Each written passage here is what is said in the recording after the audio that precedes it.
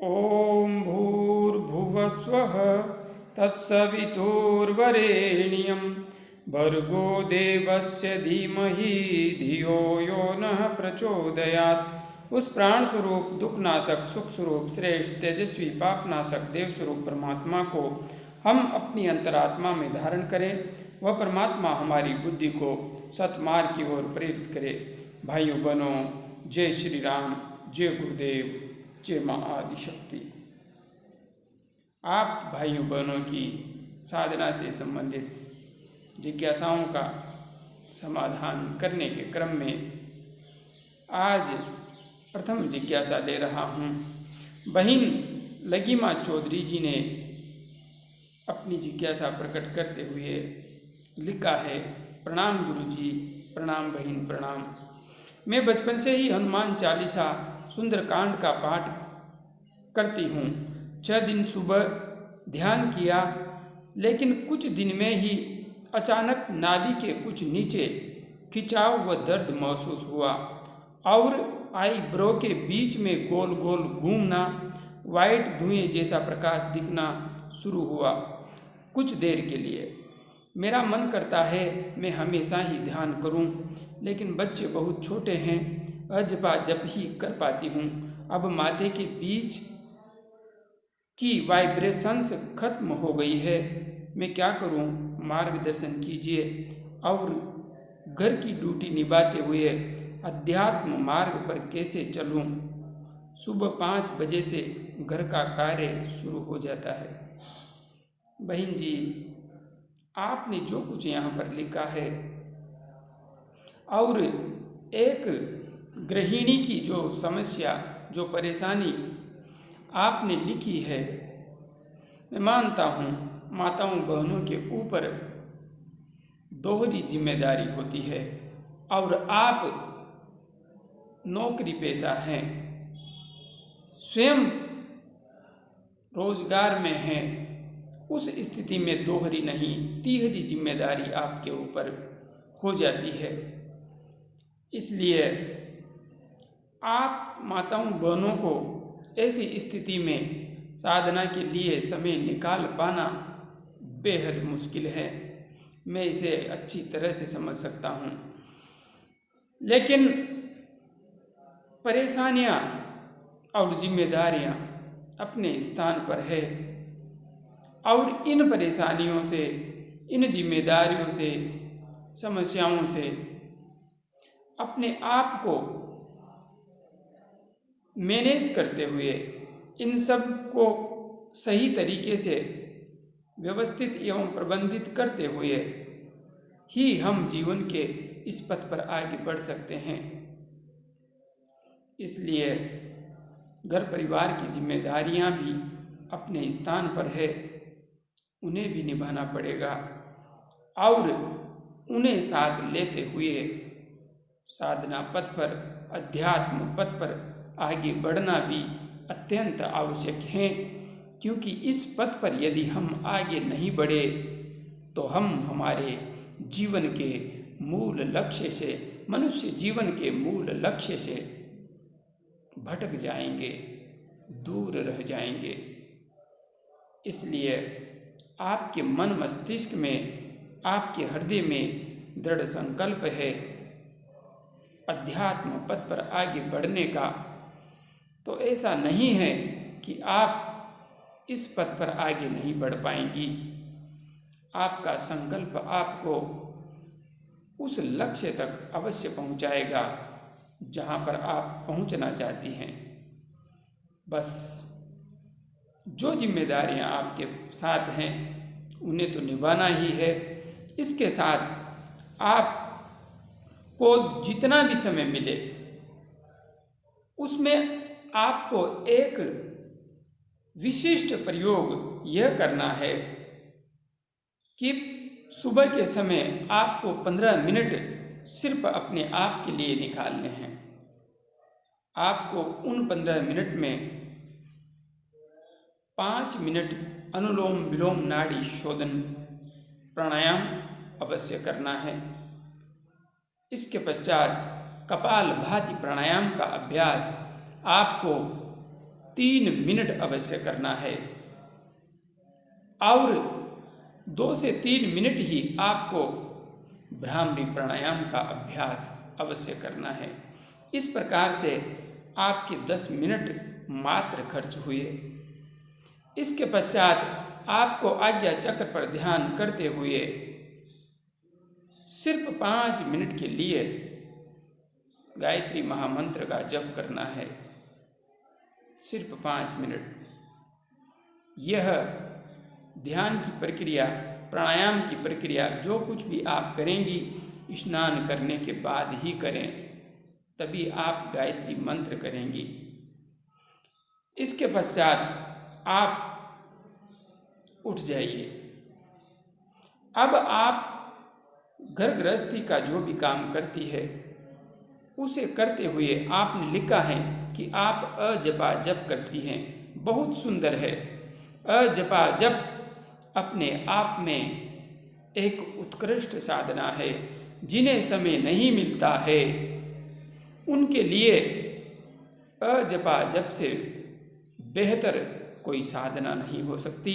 और हाँ, जिन्हें समय मिलता है उनके लिए भी साधना से उठने के पश्चात अजपा जप और आती जाती श्वास पर अपने मन को केंद्रित रखना सर्वश्रेष्ठ साधना है। महायोगी गुरु गोरखनाथ जी ने इस अजपा जप की साधना को सर्वश्रेष्ठ साधना बताया है, क्योंकि साधक हमेशा उस पर ब्रह्म परमात्मा से अजपा जप के द्वारा ही जुड़ा रह सकता है। इसलिए आप अजपा जप कर रही हैं, अपने आप में एक उत्कृष्ट साधना कर रही है। अजपा जप गायत्री साधना ही है। यह प्राण ऊर्जा की ही साधना है। यह परब्रह्म परमात्मा की ही साधना है। सुबह आप 15 मिनट के लिए प्राणायाम और 5 मिनट के लिए जो मैंने ध्यान का आपको तरीका बताया है, गायत्री महामंत्र करते हुए आज्ञा चक्र पर ध्यान करना है। बस इतना कीजिए। बाकी दिन भर आप अपनी श्वास पर, श्वास आ रही है हृदय तक और श्वास जा रही है, श्वास आ रही है, श्वास जा रही है, यह प्रयोग कर सकती है। या फिर सोहम, वह प्रयोग तो आप कर ही रही है। एक ही बात है, दोनों में से कोई भी प्रयोग आप कर सकती हैं और निश्चित रूप से आपकी आध्यात्मिक उन्नति होगी। बच्चे कल को बड़े हो जाएंगे, उसके बाद तो आपको समय मिलेगा ही मिलेगा। इसलिए अभी जितना समय मिल रहा है उसमें जैसे भी आप समय निकाल सकें, थोड़ा सा बैठकर भी अभ्यास करें। और यदि शाम को भी आप थोड़ा बहुत समय दे सकें तो शाम को भी नाड़ी शोधन, अनुलोम विलोम प्राणायाम करने के पश्चात 10 से 15 मिनट बैठ करके आज्ञा चक्र पर गायत्री महामंत्र का जप करते हुए ध्यान करने का प्रयास करें। सहजता से आप आगे बढ़ेंगी, कोई समस्या नहीं आएगी। आगे बहन शिवा साहब ने लिखा है, सर जी आपको बहुत बहुत प्रणाम। प्रणाम बहन, प्रणाम। सर जी मैं ध्यान करती हूँ तो मेरे फेस की उल्टी साइड गर्म हो जाती है, फेस दूसरी साइड ठंडा और सर के ऊपरी हिस्से पर तरंग और जहाँ चोटी का हिस्सा है वहाँ खिंचाव होता है। जी कोई उपाय बताएं। बहन आपने जो कुछ लिखा है यह इस बात का संकेत है कि आपका ध्यान टिकने लगा है, एकाग्र होने लगा है। उसी के परिणाम स्वरूप आपके मस्तिष्क में ऊर्जा का संचार होने लगा है। तो ऊर्जा का जब संचार होता है कहीं पर, जब हम ध्यान को टिकाते हैं तो उस क्षेत्र में आने वाली नाड़ियों पर विशेष प्रभाव, विशेष दबाव पड़ता है। तो वहाँ पर गर्माहट होना स्वाभाविक बात है। जहाँ तक बात है ठंडक होने की, तो यह अपने आप में साधक की एक उच्च अवस्था को दिखाता है। यदि मस्तिष्क में शीतलता का संचार होने लगा है यह इस बात का संकेत है कि साधक एक उत्कृष्ट स्थिति में ध्यान के माध्यम से पहुंच गया है। तो आप कितने समय से साधना कर रही हैं यह तो मुझे पता नहीं है, किंतु ठंडक होना इस बात का संकेत है कि आपके आज्ञा चक्र पर प्राण का प्रवाह हो रहा है और इसी के परिणाम स्वरूप आपके मस्तिष्क में प्राण के ऊपर उठने से कुछ अमृत का संचार भी होने लगा है। इसी की वजह से आपको कुछ ठंडक महसूस होने लगी है। सर के ऊपरी हिस्से पर तरंग उठती है। बिल्कुल जब प्राण का प्रवाह आज्ञा चक्र से ऊपर उठने लगा है तो तरंग का एहसास सर के ऊपर होगा ही सही। जहाँ चोटी का हिस्सा है वहाँ पर खिंचाव होता है, तो निश्चित है आपका प्राण सहस्रार चक्र तक आ चुका है। सभी लक्षण अत्यंत उत्कृष्ट हैं और इनमें चिंता करने जैसा कुछ भी नहीं है। आप अपनी साधना को जारी रखिए। नाड़ी शोधन, अनुलोम विलोम प्राणायाम, कपालभाति प्राणायाम और अधिक से अधिक भ्रामरी प्राणायाम का अभ्यास करते हुए बाकी सब कुछ ठीक है, कोई भी चिंता का विषय नहीं है। आगे भाई चंद्रशेखर जी ने दिल्ली से लिखा है, गुरुजी प्रणाम। प्रणाम भाई प्रणाम। मैं आज्ञा चक्र पर ध्यान करता हूँ तब सिर पर चींटियाँ चलने जैसा महसूस होता है, बाकी किसी चक्र पर कुछ नहीं होता है। ऐसा क्यों होता है गुरुजी, इसके बारे में बताएं। भाई चंद्रशेखर जी, आप आज्ञा चक्र पर ध्यान करते हैं तब सिर पर चींटियाँ चलने जैसा महसूस होता है, बाकी किसी चक्र पर कुछ भी अभी आपको महसूस नहीं हो रहा है।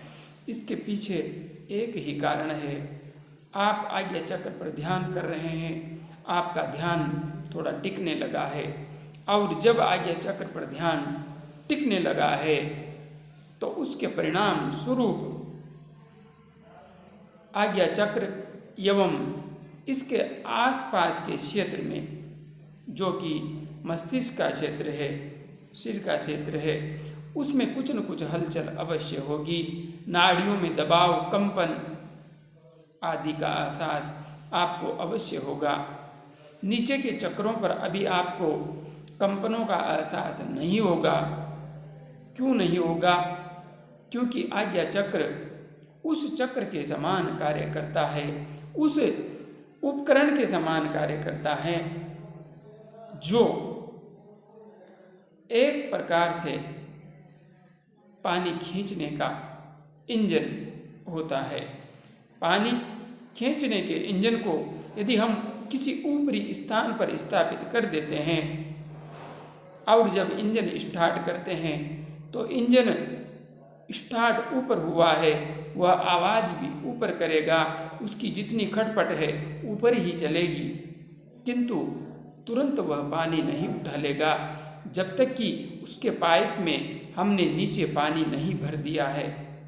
तो जब आप आज्ञा चक्र पर ध्यान करते हैं तो आज्ञा चक्र पर ध्यान करते हुए जब तक आपकी ऊर्जा आज्ञा चक्र पर पूर्ण रूपेण क्रियाशील नहीं हो जाती, तब तक नीचे के चक्रों पर आपको विशेष अनुभव नहीं होगा। किंतु जब आज्ञा चक्र पर आपका ध्यान पूर्ण एकाग्रता से टिक जाएगा तो यह आज्ञा चक्र स्वतः ही नीचे के चक्रों की ऊर्जा को आंदोलित कर देगा। इसके पश्चात आपको आज्ञा चक्र पर तीव्र स्पंदन, तीव्र कंपन आदि का एहसास होने लगेगा। इसलिए आप अपना ध्यान, अपनी साधना जारी रखिए। बस हाँ, यहाँ पर आप एक बार मेरा वीडियो ध्यान कैसे करें, सुषुम्ना नाड़ी में प्राण का प्रवाह कैसे करें, अवश्य देख लीजिए, जिससे कि आप सही तरीके से ध्यान कर पाने में समर्थ हो। जय गुरुदेव, जय माँ आदिशक्ति। ओम शांति शांति शांति।